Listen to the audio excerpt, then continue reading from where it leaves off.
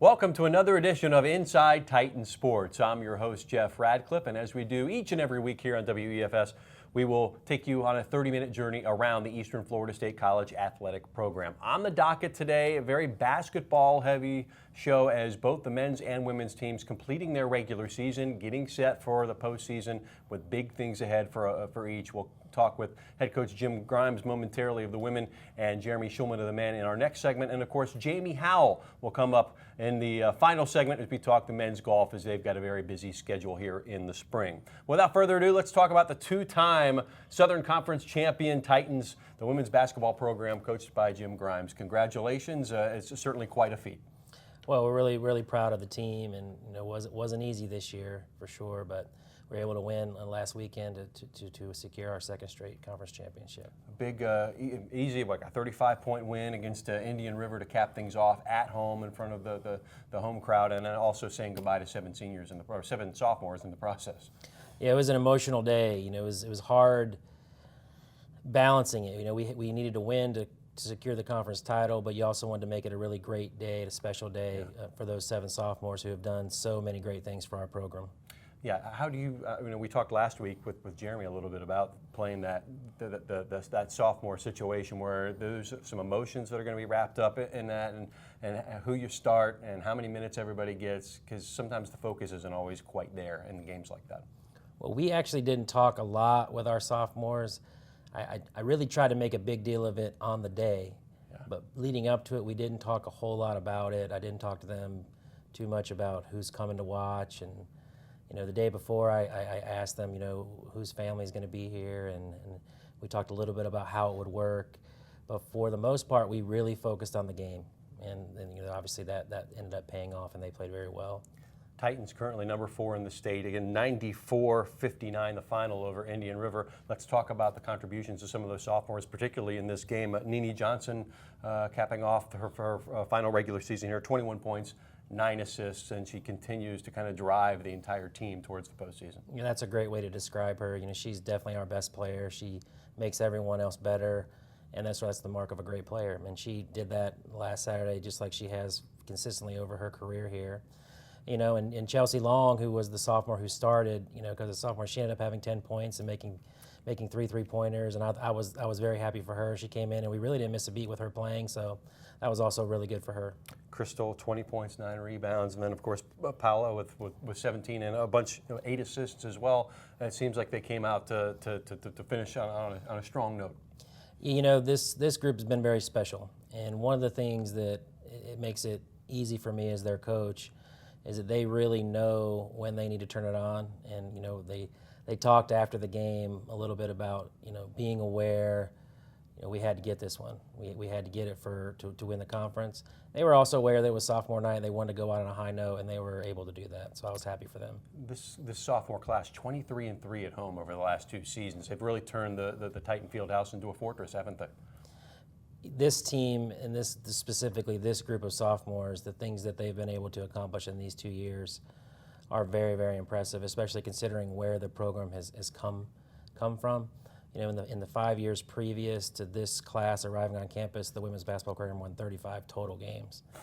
And they've been able to win 44 games in 2 years and win 2 conference championships. So they should be very, very proud of what they've been able to do here. 20 wins here already, and you're continuing to go. It doesn't get any easier, of course, when you go in the postseason state tournament coming up next week at the College of Central Florida up in Ocala. You draw Chipola. Not really a fair draw, because you can tell us all about them, but it's not going to be easy, but I'm sure the ladies are up for a big challenge. Well, we played them, every year I've been here, we've played Chipola. They're the standard, they're the defending national champion. And so our team will have to be very, very well prepared. Coach Franklin does an unbelievable job up there. He's one of the best coaches in the country. There's no doubt about that. They're one of the best programs in the country. And so playing in Region 8 and the NJCA in Florida, there's no off nights during the regular season, and there certainly won't be any off nights next week. If we are able to win this tournament, it'll be 3 nationally ranked teams, and it starts with Chipola. And our team is excited. They're excited about it. They like playing against the best teams in the country, and they're going to get their opportunity. They certainly have to be a lot more confident than maybe they were in December when we had that stretch of losses against a lot of those highly ranked teams. They're better for it now, though. Well, hopefully the lessons that we learned playing these teams earlier in the season and playing the toughest non-conference schedule in the country will pay off. This next week, as we move into the region tournament, that's the reason why you have that schedule. You're going to have 3 games in 3 days that are unbelievably, difficult, in difficult circumstances. Fighting through adversity, fighting through your body being tired, your mind being tired, and so the schedule hopefully has prepared us for that. Yeah, the first game will be on a Thursday. Men's tournament also the same exact venue as well. It's very, very compact. A lot of basketball. Good place I think to go see a lot of quality basketball too if you want to head up to Ocala. Yeah, there's going to be so much talent there over that 4-day span. A lot of Division I basketball players, a lot of great coaches, great teams. I'd recommend anybody who wants to come out and see some high-level conference basketball. Ocala will definitely be the place to be next week. I mean, the end game is to make the national tournament. What do you feel you have to do, and this team has to do in order to advance to to meet that goal? Well, as I said, the brackets are predetermined and they're tough. Potentially, we could play the number 6 ranked team, the 2nd ranked team, and the 1st ranked team nationally to get to the championship round of the tournament. But what we have to do is we have to win 2 games. If we win 2 games, we'll be in the championship game of the region tournament, and we would automatically qualify for the national tournament, which is in Lubbock, Texas. Let's talk a little bit more about that opening match against Chipola. What do you have to do on court? Is there any strategy, anything you have to do different than this latest run, down the stretch of the season where the team is playing such a high level? Do you change anything right now? Is there a different game plan, or do you, hey, let's just keep moving forward and not worry about them, let's worry about us? I think what we'll try to do, and most coaches will try to do at this time of year, is there'll be a balance between what we want to add, some new wrinkles we'll want to show, but also not reinventing the wheel. We've had a great season. We have some talented players. We want to continue to do what we've done, which is put our best players in a position to do what they do well. And so that'll be our main focus as we prepare for the tournament. What is the mental state? I mean, it's been a long season for your players, and you have a lot of them that just wrapped up, as we mentioned, to their final season at home, their final regular season before they move off. They're obviously thinking of other things. They're thinking about their future as students, their future as basketball players, but they got to keep this thing going. How big of a struggle do you think that is going to be for them? For this group, I don't believe it'll be too much of a struggle. They have been pretty laser focused, and they are coming out of last weekend feeling very good about where we are and understanding that they've accomplished a lot. But at the same time, they also all realize, especially with our sophomores showing the leadership and making sure everyone knows we're not done and there's a lot left to do this season. So I don't think too many of the players are looking past that first game. And this is certainly a time for some of the freshmen to make a case for next year, because there's going to be a lot of changes with 7 sophomores leaving. Yeah, the freshmen are going to have a great opportunity to be able to play in the region tournament. They'll get there. It's hard for us to explain it to them before they get to experience it, but they'll get to do it. It's a great experience. I think for our sophomores, playing their last season, help jumpstart them into what they've been able to do this year, and hopefully it'll be the same kind of thing. Thanks, Jim. Best of luck up in Ocala here next Thanks, week. Jeff. The Titans will play that Thursday, that is March 3rd, a 6 p.m. game against a very highly ranked team from Chipola College. We'll wish them the best of luck, and I think they'll pull through there and beyond. When we come back, we'll talk a little men's basketball. Jeremy Schulman will sit right here, right after the break, here on Inside Titan Sports.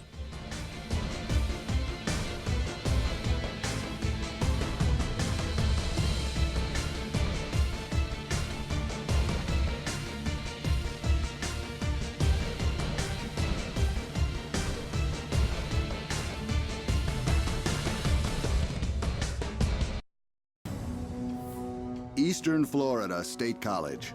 This is where you discover new opportunities, where you pursue your dreams, and careers take flight. Apply now for new bachelor and associate degree programs in business, healthcare, computer technology, and other growing fields. Eastern Florida, where Titans rise. Apply today. Welcome back to Inside Titan Sports. I'm Jeff Radcliffe, and we now turn our attention to the men's basketball program. And the theme of this segment is going to be perfection. 15-0, Jeremy Schulman, the head coach. I guess when you look back at the game against USC Salkehatchie when everything began this season, did you expect that kind of a run through a conference, a dominating run, one that's never really been seen in the conference history? No, but that was our goal. That was definitely our goal. But honestly, I mean, it was hard to even envision that because our conference is so good. Our conference is so deep. There's so many talented teams in it. So to even think about having an opportunity to go 15-0, we just wanted to win one game at a time and have a chance to win the conference when it was all said and done. An easy win on the road. You usually say no road win is easy, but 96-51 over Miami-Dade. Some sophomores going out in style. Georgie Baranya had a big game after maybe a couple of games that I don't think were up to his own standards, but really finished on a strong note for the regular season. He did. I was really proud of Georgie. I mean, as you said, he had been in a little bit of a slump a couple of games coming into it, but he was outstanding at Miami-Dade. He was old school Georgie again. I mean, just played with unbelievable motor. He was productive. He just played with so much energy. It was great to see him go out in his last regular season game with such a fantastic game. The last month we've talked about Austin Awad coming off the bench, the Mel High product, and the spark that has really been there, game in, game out. Had a career high against Indian River last week on TV, and then here he is, follows that up with a 23-point game, again, off of the bench. Austin's been unbelievable for us, and how far he's come along since the day we got him back in July. He's always going to bring high energy, always going to bring toughness, always going to bring motor. But now he's really just developed all of his all-around skill set. And last 3 games, he's averaging 23.3 points a game, 6.7 rebounds, and has hit 15 threes in the last 3 games. So he's a special player. One common thing we've talked about the last couple of months was C.J. Jackson. He won the National Player of the Week award with basically averaging 30 points a game for about a stretch of 4 or 5. Back-to-back games 4 and 6 as far as the production. What do you attribute that to? Is he holding a little bit back, saving some for states here? Well, he actually had 12 last game. Hit 4 threes, but only took 6 shots. Only took 6 shots. We limited his minutes that last game. We were very fortunate. We had a lot of guys step up and play well. And so once we got the big lead, we just shut it down for him and said, hey, let's get ready for state tournament for him. So he'll be ready in state. State tournament is next after 4 straight conference titles, a perfect season at 15-0. You just keep ticking off the boxes. This is the next challenge laid in front, right? And this is a big challenge, very big challenge. You know, we're obviously best region in the country, best 8 teams in the region here still at state tournament, region tournament. So it's going to be unbelievable every round out there. But extra special, but extra tough first game against Tallahassee, who was coached by Mark White, who happens to be my former boss when I coached at East Mississippi. So Mark and I are still very, very close. We text or talk almost every single day. One of our former players who was part of the championship team last year is now his best player. So there's a lot of ties in there with that Tallahassee matchup. So it's going to be a lot of fun, but it's going to be a stressful game for sure. Do those ties and that familiarity, does that help or hurt the chances for advancement here? I don't think it hurts, but I don't know if it helps. I think I'll tell you what it's going to do. It's just going to stress me out and stress Coach White out a lot. That's all it's going to do. I don't think the players could care less that we used to coach together, but I think it just adds to the intrigue of it. You know, I don't think it'll really affect either team. You know, and both teams are going to be very well prepared. Both teams are very excited to play. So should be a great showdown. Titans have been set up for a run like this before, have advanced to the championship game in the state tournament a couple of times. Again, this tournament is going to be up in Ocala at the College of Central Florida. Talk about the rest of the field that you could be facing if you get by. If we're fortunate enough to beat Tallahassee first round, we play the winner of Daytona and Polk State, and 2 outstanding teams. We've played Polk already this year, have not played Daytona. Daytona is coached by an outstanding coach in Ryan Ritter. They'll probably be favored in that game, but both teams are very, very good. If we are fortunate enough to get by that semifinal in the championship game, who knows from that other side, but Northwest Florida, who's one of the best in the entire country, defending national champions, might be there, or even Palm Beach, who we played 3 times already this year, who's the second place team out of our conference. So got a feeling it would be either Northwest Florida or Palm Beach out of the other side. Speaking of Northwest Florida, you know them well from last year. I mean, this is something we talked about off camera. 2 of the last 3 years, the Titans have made the final. Here's a chance to get over the hump and finally, okay, we're state champs, and we want to be the ones that go on to win a national championship. Absolutely. You know, both those years we made it to the state title game, the team we lost to won the national championship. So this year we want to be the team that another team is saying, hey, we made it to the state finals, so we lost Eastern Florida, who ended up going on to win the national championship. That's our goal. Long way to get there, but that's our goal. And here's the thing, just one team from the state makes the national tournament Right. officially. Obviously, you have a number 4 national ranking. How does that help not just your chances getting into the tournament should there be a stumble? Yeah. Not going to happen. Right. But also, how does that help the seeding? Well, obviously, we're going to come into the state tournament with all focus, all energy on winning a state championship. But to answer the question, by being ranked number 4, there are 4 at-large bids nationwide for the 4 best teams in the country that do not win their state or region tournament. So because we're 4th in the country, I think that sets up well for us to be able to get one of the at-large bids if we do not win state championship. So hopefully we'll get to Hutchinson, Kansas one way or another. Usually you're in a postseason situation. It's a one-off. You know, you don't win, you go home.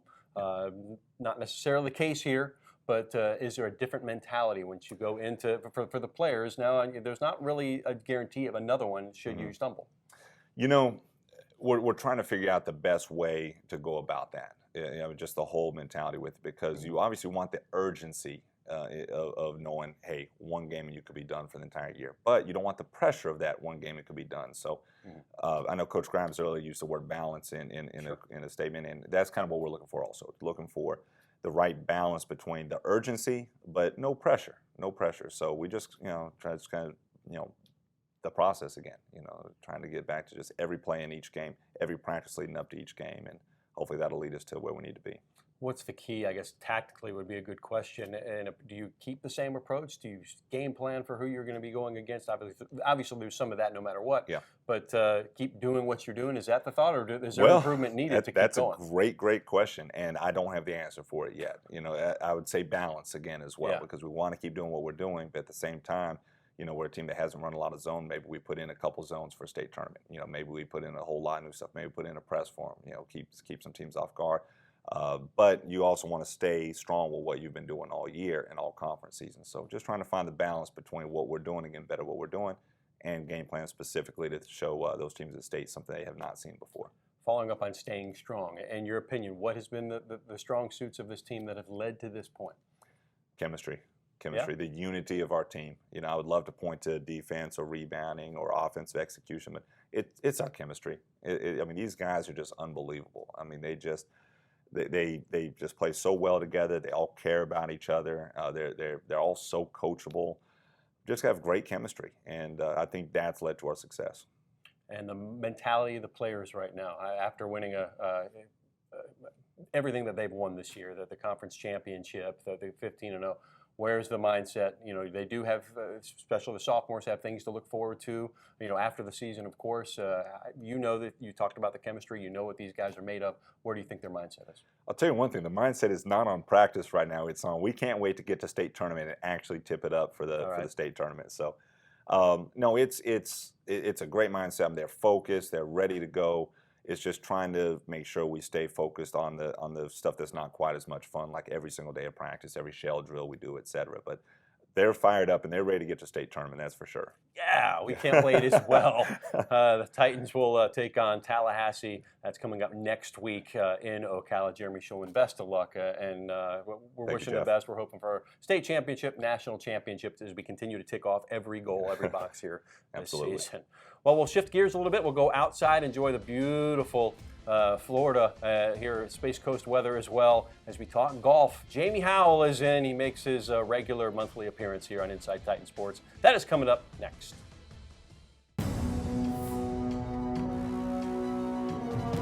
This is where we're building the future. This is where we meet the challenge, where leaders emerge and careers take flight. This is where you discover new opportunities. Choose to stand where excellence lives, where Titans rise. Eastern Florida State College. Welcome back to the final segment on this edition of Inside Titan Sports. I'm Jeff Radcliffe, and taking this national ranking theme another step is the women's basketball program number 25, the men's, as we just found out, number 4. The men's golf program, number 2 in the nation. They are coached by the reigning National Coach of the Year, the likable Jamie Howell joining us once again. This will be a treat as always. Congratulations on a very, very good start, and how have things been? Busy. It's that time Yeah. of year. We're 7 weeks into the semester. It's a busy time right now. Coming off the Titan Invitational, second place finished, how did you feel the guys fared? And lost by a single stroke. I think we need to check the scorecards. We played well. We let it get away, though. We had the lead with 3 holes to play, and it stings a little bit too much for me because that happened last year in May, same type of result. So not happy at all about the finish. And at the same time, when we got our stats, we're doing the right stuff. So just need to clean up things a little bit better at the end of the round. Good. You're in the early season, though. We still have lots of time to tighten those things up, correct? That was the theme of the meeting after the tournament. Better be stung in February than May. Talk about some of the performances individually. Bradley Bowden, Kerry Sweeney continue to lead the pack. Sweeney's solid as ever. Brad has been coming slowly but surely. He keeps seeing that as he puts his work in, he gets better and better. We were kind of all over the place with scoring, and yet if you looked at the end, we had 4 of our players finish in the top 10 at the end of the tournament, yet we didn't win. That's rare. So again, we're doing the right stuff. Johnson & Wales is a very good 4-year program, and if we're competing with somebody like that, we're doing the right thing. Big weekend trip upcoming up to Darton State, soon to be Albany State, by the way, as we just found out during the break. What kind of a challenge does this present on the weekend, the Double Gate Invitational? Double Gate has been a good tournament for us. We've won the last 2 years. We've went up there for that event. A marvelous venue, good golf course, a good test for everybody. For whatever reason, our guys like it. And Darton will be tough as always at home. Our typical competition, Wallace State, Central Alabama, Faulkner State will all be there. So it's a good measuring stick for everybody to see where we are this spring, because our event we had 2 weeks ago, we had 9 4-year colleges and 5 2-year schools. So it's a little different mix, but this one's traditionally all 2-year schools. When you do travel around the country and go up to Georgia or out west or wherever, the golf courses, do they, in your mind, do they tend to change, and do they suit certain players' abilities? Obviously, you'll start having elevation changes, temperature changes, different types of grass. Talk a little bit about making that adjustment, and that makes a golfer a little bit more well-rounded in his or her game. Everything changes. One, the elevation, as you mentioned. The grasses can change. Fortunately, the southern half of Georgia has the same Bermuda grass we have. The difference being, they truly get some winter. Our version of winter and theirs are totally different. It could snow up there. The grass will be matted down quite a bit more. The golf course will play faster and bouncy if it's been dry. The conditions are quite different, so you have to adapt. And that's one of my goals for our guys, that when we travel around, their ability to adapt to what hits them. That's the key right there. But quite a bit of difference just in regard to the character of the golf course. Then you'll come home, play at Duran, the Florida Tech Panther Invitational. Tell us a little bit about that. I know that's down the road. You're worried about Georgia, everything in Georgia this weekend, but that's a tough one too. And we've been preparing for it as well, because it's the week after Darton's event. So when we come home, typically we're pretty busy the first 2 days upon return. So we've been doing a little bit of work on the front end, getting ready for that event at Duran. Duran, it presents a totally different challenge than the course up in Georgia. It's not tree-lined. As a matter of fact, it's wide open. It tends to be incredibly windy. So we prepare with that in mind. Going up to Darton, we played some of the more narrow courses where we have to dodge the trees and be a little bit more precise in the shot making getting to the green. Florida Tech runs a marvelous tournament. It's all 4-year colleges and Eastern Florida State College, so it's a terrific test for us. Again, last year we came out on top, and that's a feather in the guy's cap when they can compete with the 4-year programs. That's why we show up. Talking about the team aspect of collegiate golf, do you set things up differently as far as a lineup or an order or anything when you have some of these changes in venue? Not necessarily. Your lineup typically reflects your strongest player. You send off your number 5 man first and your number 1 man fifth. You go basically from the number 5 man back. And I've always allowed their scores to determine where we line them up. Whoever was lowest in qualifying is going out in that number 1 slot. Kerry Sweeney's held that slot all year. Number 2, 3, and 4 basically is rotated around between Corey Herman, Michael Keemont, and Bradley Bowden. Number 5 basically has been a mix of either Michael Stewart or Tyler Bennett. So the goal is that they let their scoring, determine where they are. And the one thing that I have to be careful of is I don't want Michael Stewart and Tyler Bennett thinking they're only playing for the 5th spot. Should they qualify first, I'll put them right out in the number 1 spot in the 2nd. Sure. So that's what you call accountability, right? I mean, it's Throwing them in the deep end of the pool. That's what that right. is. Let them swing their way out. Who has some potential here that maybe wasn't tabbed as one of the leaders of this team going into the season? That really, you're starting to see something click for him. More of what I'm looking for is the players will begin to police themselves a little bit. To give an example, a couple of days ago, we had one of our younger players just did something kind of stupid.